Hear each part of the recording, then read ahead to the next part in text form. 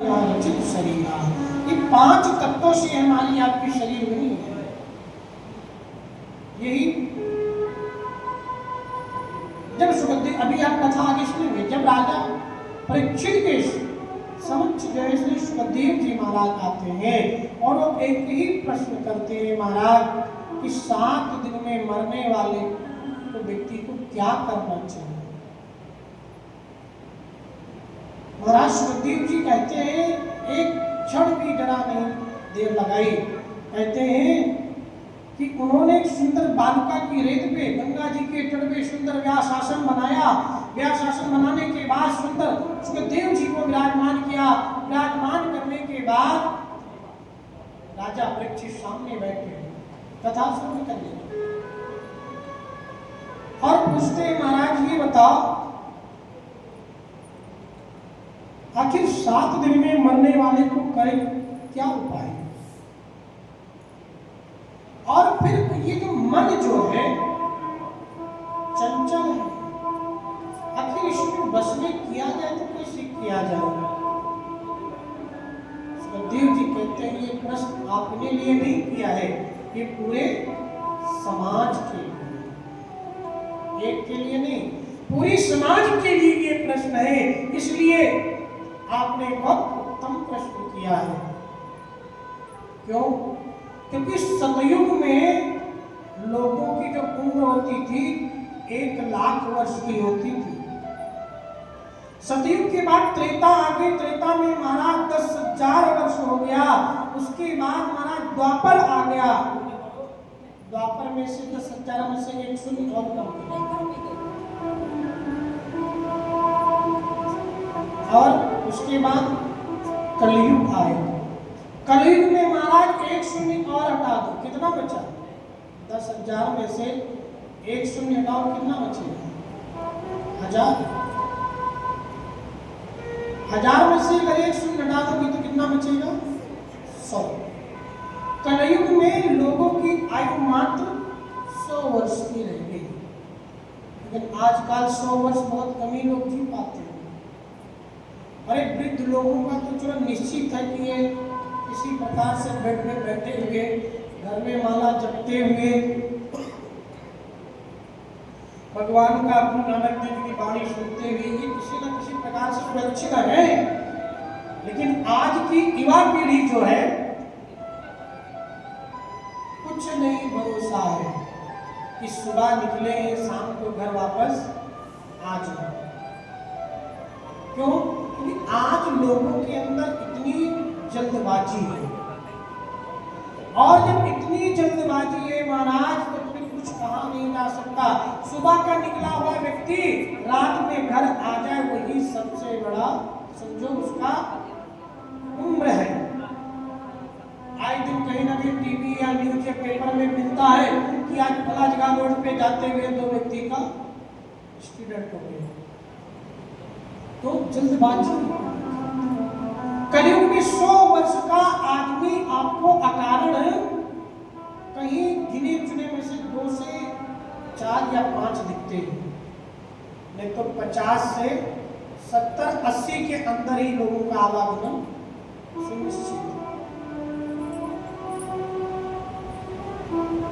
कहते हैं कि जो मन जो है बहुत चंचल है, आखिर इसको कैसे बस में किया जाए और मुक्ति कैसे पाया जाए। तो कहते मन को ज्यादा कुछ नहीं करना चाहिए, श्वास श्वास पर कृष्ण भज, वृथा श्वास नहीं कोय, ना जाने या श्वास की आव न हो ये न हो।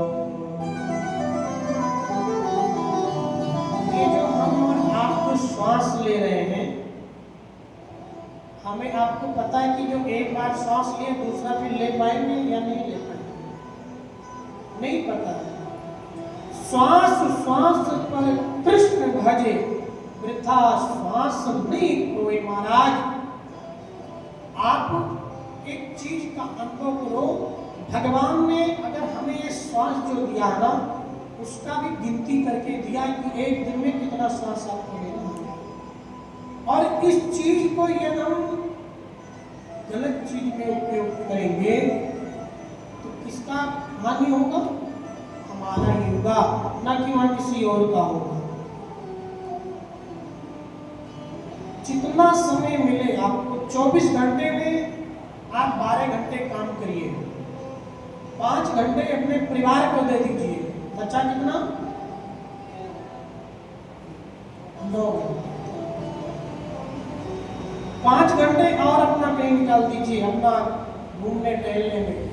इन कम से कम 4 घंटे आप तो भगवान का नाम लो। अगर 4 नहीं ले सकते हो, 1 मिनट लो, 1 सेकंड का लो, पर लेना चाहिए। लेकिन आज तो कल लोगों में क्या है, कौन भगवान के शरण में जाएगा, लेकिन ये नहीं पता है कि जब जाएगा, जब तो यहाँ से कोई न साथ होगा, 2 गज कफन का टुकड़ा तेरा लिबास होगा। जाएगा?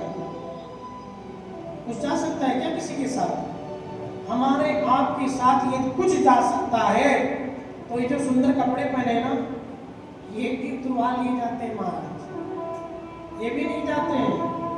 कहेंगे क्यों? बहुत सारा संपत्ति है, ये भी उतार के रख दो। अगर कहीं आप गले में चैन पहन रखे हो तो आस पड़ोस वाले कहेंगे, अरे चैन इसको निकाल दो, काहे को गले में डाल रखे हो? आपने जीवन प्रयत्न कमाई किया है पवन जी, और चैन गले में है, आप उसको भी लोग कहेंगे इसको निकाल के रख दो। क्यों? वो भी आपके साथ नहीं जा सकता है। जाएगा क्या? जिस कपड़े की कोई कीमत नहीं है,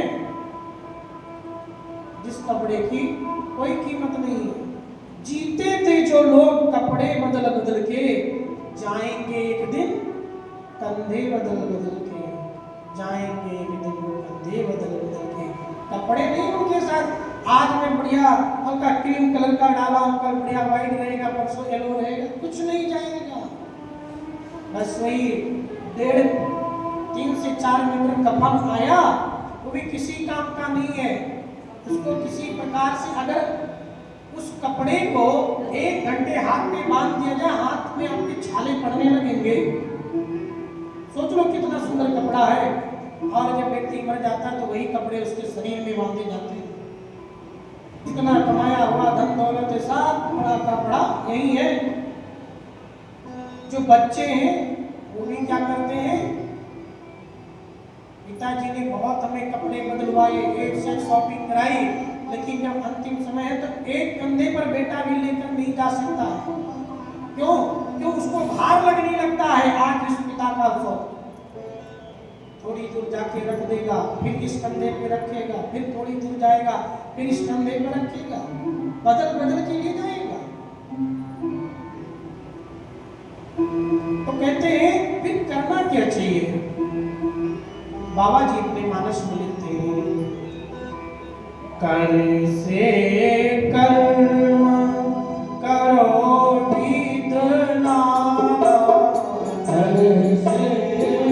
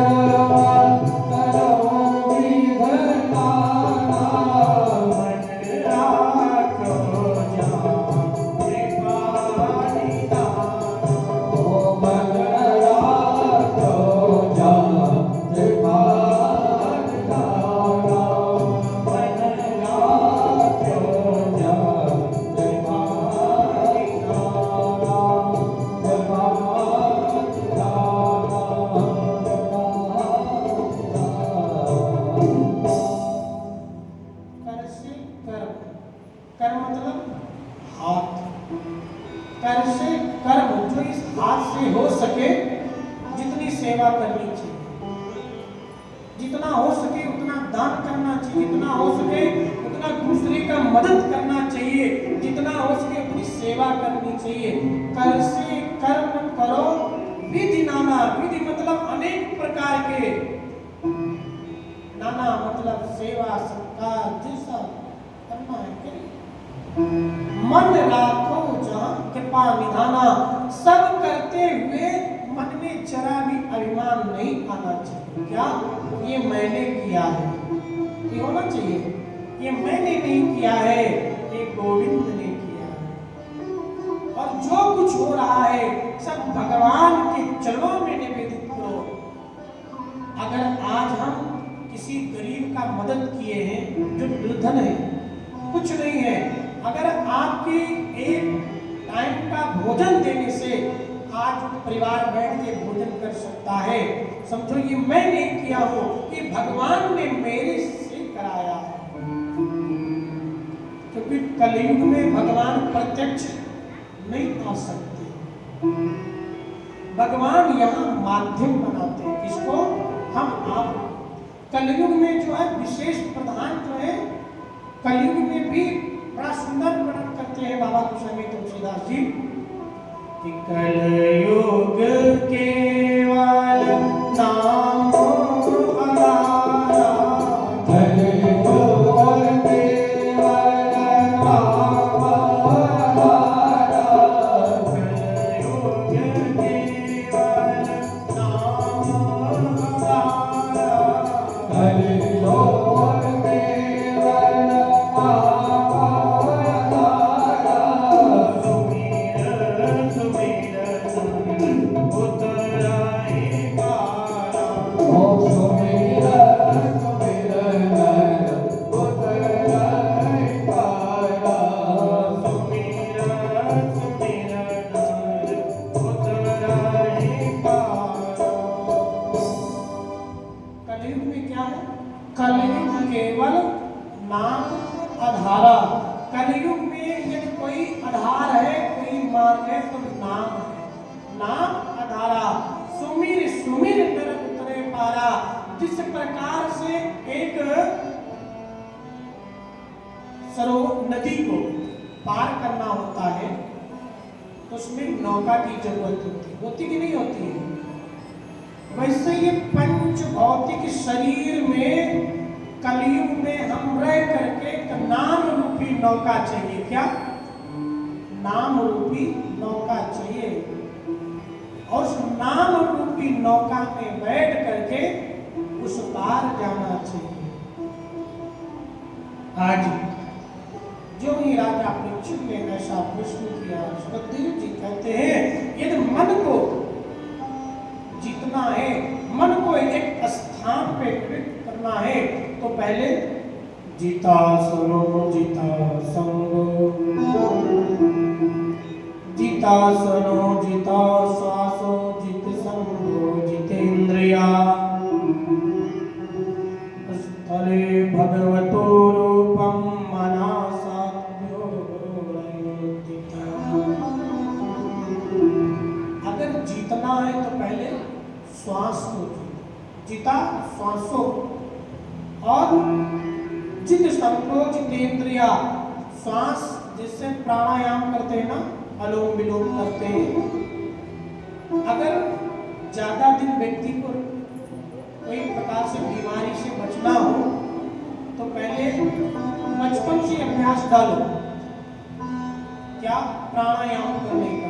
और जिसका प्राणायाम महाराज मजबूत है, क्यों जब आप सांस रोकते हो तो सांस रोकने के साथ साथ में जो शरीर की अंदर की जो ये नसें जो होती है जिसमें रक्त संचार होता है, एक जहां रुक भी रहा होता है, तो प्रेशर से जो है उसका तीव्र हो जाता है। जैसे जब व्यक्ति हॉस्पिटल में होता है उसमें कहते ऑक्सीजन लगा दो। अब ऑक्सीजन में है क्या? उसमें तेजी से प्रेशर जाता है, फिर आता है, तो शरीर के अंदर जो जितने भी नसें हैं वो बराबर प्रेशर में बनी रहे। अगर आपका श्वास अगर जिता हुआ है महाराज तो कोई दिक्कत नहीं हो सकता है। और जित संगो जितेंद्रिया, संग जीतो, इसका अच्छे का संग करो। जैसा संग करोगे वैसी बुद्धि रहेगी। अगर अच्छे लोगों के साथ बैठोगे तो अच्छा विचार आएगा, और बुरे लोगों के साथ बैठोगे तो मन में बुरा विचार आएगा। यदि हम अपने परिवार के साथ में, बच्चों के साथ में बैठ करके अच्छी बात करते हैं तो हमारे बच्चे भी बड़े हो करके अच्छा शिक्षा, अच्छी मार्ग पे जाएंगे। यदि उनके सामने बैठ करके हम कोई गलत बात करते हैं तो वो उस चीज को जरूर अपनाएंगे। पहले संग को जीतो, फिर इंद्रियों को जीतो। इंद्रियां समझते हैं ना, 5 कर्म इंद्रियां और 5 ज्ञान इंद्रियां। पहले इंद्रियों को जीतो।